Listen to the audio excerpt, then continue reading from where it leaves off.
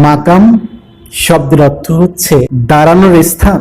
মাকামে ইব্রাহিম বলতে সেই পাথরকে বোঝায় যেটা কাবা শরীফ নির্মাণের সময় ইসমাইল আলাইহিস সালাম নিয়ে এসেছিলেন, যাতে পিতা ইব্রাহিম তার উপর দাঁড়িয়ে কাবা ঘর নির্মাণ করতে পারেন। হযরত ইব্রাহিম আলাইহিস সালামের দাঁড়ানোর স্থান মাকাম ইব্রাহিম। কাবা শরীফের পূর্ব দিকে তাওয়াফের স্থানে অবস্থিত মাকাম ইব্রাহিম, এটি ক্রিস্টালের একটা বাক্সে লোহার বেষ্টনী দিয়ে রাখা আছে।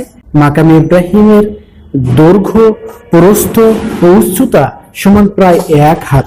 মাকাম ইব্রাহিমের রং সাদা, কালো আর হলুদের মাঝামাঝি। ওয়াত্তাখিযু মিন মাকামি ইব্রাহিমা মুসাল্লান ওয়া আহিদনা ইলা ইব্রাহিমা ওয়া ইসমাঈলা।